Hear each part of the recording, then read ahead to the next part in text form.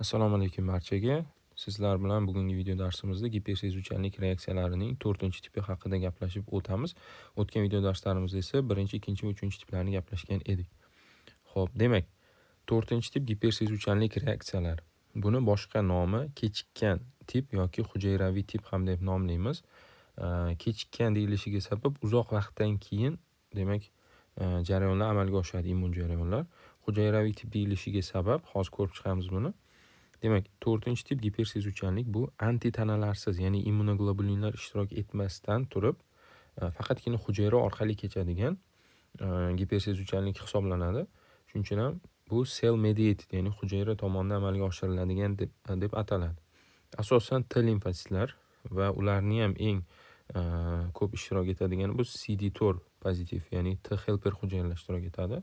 T helperning birinchi tipi asosan va ba'zan CD8 pozitiv, cytotoksik T hujayralar ham ishtirok etadi. O'zi mana T helperlarni bilamiz, T cytotoksiklarni bilamiz. T helperning ikkinchi nomi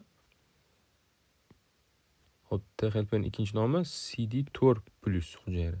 Cytotoksikning ikkinchi nomi CD8 pozitiv hujayra. Ya'ni ikkala nom bilan ham atasak bo'laveradi. Xo'p. Effektor hujayra sifatida esa makrofaglar, neytrofillar, natural killer hujayralar va boshqa leykositlar qatnashishi mumkin, ya'ni immun javoblarning ichida.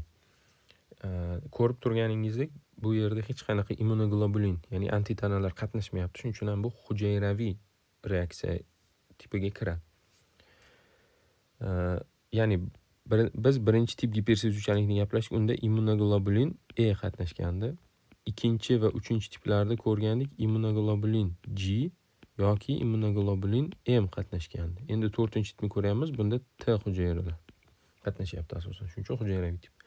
Va bu reaksiyalar odatda 48-72 soat ichida rivojlanadi, ya'ni immun javob. Shuning uchun ham u kechikkan turdagi gipersezuvchanlik deyiladi. 48-72 soat nimaga ketadi? T hujayralarni differensiallanishi va ularni sitokinlar, hemokinlar ishlab chiqarishi va sitokinlar ta'sirida makrofaglarni, boshqa demak leykositlarni faollashuvi uchun ketadigan vaqt, o'sha ko'proq vaqt ketib qolganligi uchun bu immun javob shuning uchun kechikadi biroz, shuning uchun kechikkan tip deb ataladi. Endi immun javobni keltirib chiqarish uchun bizga antigen kerak bo'ladi. Ya'ni antigenga nisbatan immun javob kelib chiqadi. Bu antigenlar qanday bo'lishi mumkin? Yot agentlar tanamizga tushib, o'sha self antigenlar bor, o'zimizning antigenlar bilan kovalent bog'lanishlar hosil qilib, yangi antigen hosil qiladi. Bu yangi antigen immun javob keltirib chiqaradi keyinchalik. Yoki auto antigenlar, ya'ni o'zimizning antigenlarimiz, o'zi odatda tolerans degan, ya'ni tolerantlik bor. O'zimizning immun hujayralarimiz o'zimizni tanamizdagi hujayralarga qarshi kurashmaydi. Agar mana shu self tolerance mexanizmlari buzilsa, auto antigenlar, ya'ni deb qaraladi o'zimizning antigenlarga va unga qarshi immun javob ketadi.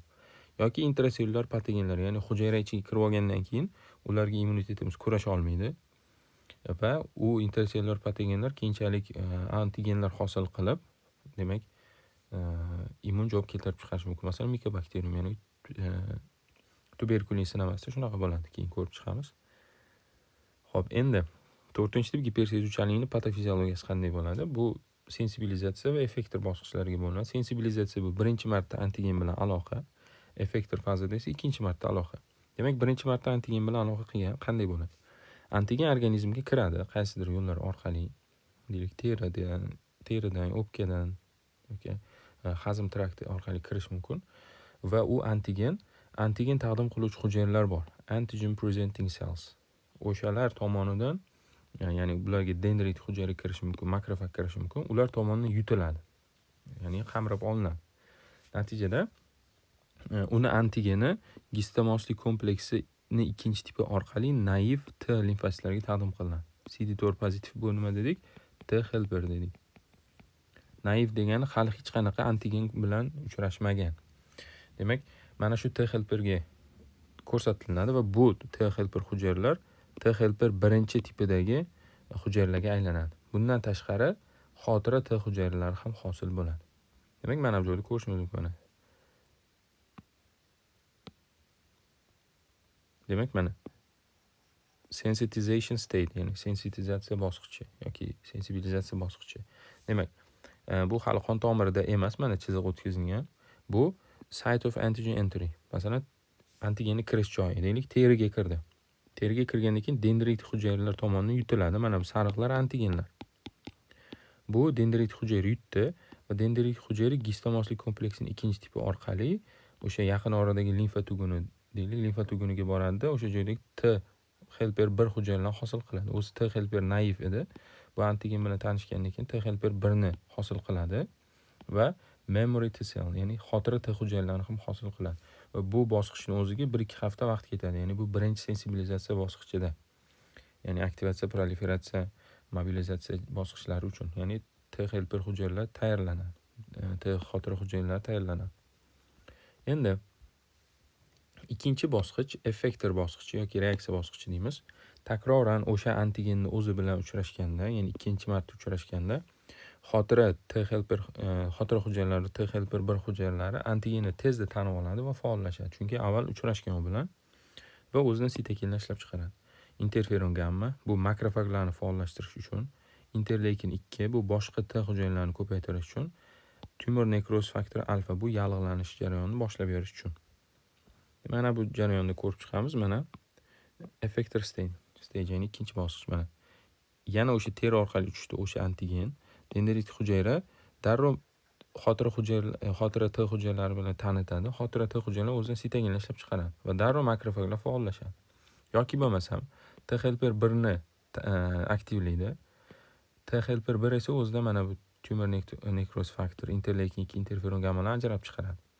Bu makrofaglarni faollashtiradi. Makrofaglar qayerdan keladi? Qon orqali, mana qondan monotitlar kelib to'qimaga o'tadi va makrofagga aylanadi. Va bu makrofaglardan keyinchalik hemokinlar, sitokinlar ajralib chiqaradi va bu boshqa neytrofillarni, natural killer hujayralarni o'sha yallig'lanish joyiga olib keladi. Va mana shu bosqich 1-2 kunni, ya'ni asosan 48 soat yoki 72 soatni o'z ichiga oladi va shuning uchun ham o'sha joydagi reaksiya biroz kechikadi. Xo'p, demak ikkinchi bosqich shunday bo'ldi. Endi qanday effektor mexanizmlar kechadi bu joyda? Makrofag faollashgandan keyin o'zidan fermentlar, reaktiv kislorod birikmalari, ya'ni reaktiv oksigen species deymiz, radikallarni hosil qiladi yoki azot oksidini chiqaradi. Bu moddalar to'qimalarni shikastlaydi. Ba'zi hollarda CD8 pozitiv hujayralar yoki buni sitotoksik hujayralar deymiz. Bular ham hujayralarni o'ldirishda ishtirok etadi. Uzoq davom etadigan immun javob natijasida mahalliy yallig'lanishlar, to'qima nekrozi hamda surunkali shakllarda granulyomalar hosil bo'ladi. Masalan, silla aytdik, mikobakteriumda granulyomalar hosil qiladi. Xo'p, endi 4-tip gipersezuvchanlik asosiy xususiyatlari aytdik. Boshlanish vaqti 48-72 soatdan keyin. Hujayralar aytdik. T helper 1, makrofag, CD8 pozitiv, sitotoksik hujayralar. Antitela va komplement sistema ishtirok etmayapti. Va mikroskopik ko'rinishi mononuklear infiltrat, ya'ni o'sha yallig'lanish kechayotgan to'qimada T limfositlar va makrofaglardan iborat infiltratlar ko'rinadi. Ya'ni o'sha hujayralar mana shu joyda to'planib turganligini ko'rishimiz mumkin. Bundan oldingi gipersezuvchanlik reaksiyalarida faqatgina immunoglobulinlar va komplement oqsillari ishtirok etgan. Hech qanaqa hujayralar ishtirok etmas. Unda B hujayralar o'sha chiqarardi immunoglobulinni, immunoglobulin komplement sistemani keyinchalik faollashtirar edi. 4-tip gipersezuvchanlikka ba'zi misollarni ko'rib chiqamiz. Demak, birinchisi tuberkulin testi, masalan, o'sha terida o'tkaziladi. Bunda antigen sifatida sil bakteriyasini antigen, ya'ni mikobakteriumni aytdik. Intrasellyular patogen, u keyinchalik antigenlar hosil qiladi. Reaksiya mexanizmi T helper 1 hujayralari va makrofaglar o'sha terida induratsiya hosil qiladi. Qizarish, o'sha mahalliy reaksiyalar hosil qiladi. Yoki kontakt dermatit. Dermatit ya'ni terini yallig'lanish, terini qaysi qavatdan yallig'lanish. Bunda antigen sifatida terini ta'sirlantirgan gaptensimon moddalar. Ya'ni gapten nima degani? O'zida antigenlik xususiyati yo'q, lekin tanamizga tushib oqsillar bilan birikib antigenlik namoyon qiladi. Bu biz yuqorida antigendan ko'rib chiqqandik. O'sha yot agentlar kovalent bog'lar orqali birikib antigenni hosil qiladi. Mana o'shanga misol. Gaptenlar demak shunday moddalarki, o'zida antigenlik xususiyati yo'q, organizmdagi oqsillar bilan kovalent bog'lar hosil qilib antigenlik namoyon qiladi. Natijada o'sha joyda T hujayralari terini yallig'lanishiga olib keladi. Qaysi T hujayralar? T sitotoksik hujayralar. ya'ni CD8 pozitiv hujayralar hisoblanadi.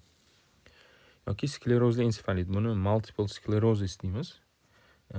Aynan miyelin oqsillariga qarshi T helper 1 hujayralari kurashishni boshlaydi va ko'plab o'sha ensefalit zonalar hosil bo'ladi. Ya'ni ko'p nerv sistemamizning ko'plab joylarida sklerozlanish, shuning uchun ham multiple skleroz deyiladi. Keyingi kasalligimiz ko'pchilikka tanish birinchi tip qandli diabet. Buni asosida autoimmun mexanizm yotadi. Beta hujayralarimizni o'zi antigen sifatida ko'rilib, ularga qarshi sitotoksik T hujayralar kurashadi. Insulin ishlab chiqarish hujayralarga qarshi. Natijada insulin miqdori tushib ketib, qandli diabet kelib chiqadi. Hashimoto tiroiditi, bu ham autoimmun mexanizm, qalqonsimon bezni o'ziga qarshi, demak, o'ziga qarshi kurashadi. O'zi antigen hisoblanadi. Qalqonsimon bezni hujayralarning o'zi yoki ichidagi oqsillar va T hujayralar ularni shikastlaydi. Demak, asosiy kasalliklar shulardan iborat. 4-tip gipersezuvchanlikka misol bo'ladigan. Bugun sizlar bilan 4-tip gipersezuvchanlikni ko'rib chiqdik to'liq. Shu bilan 4-tip gipersezuvchanlik ham tugadi. Xato va kamchiliklar uchun uzr so'raymiz. E'tiboringiz uchun rahmat.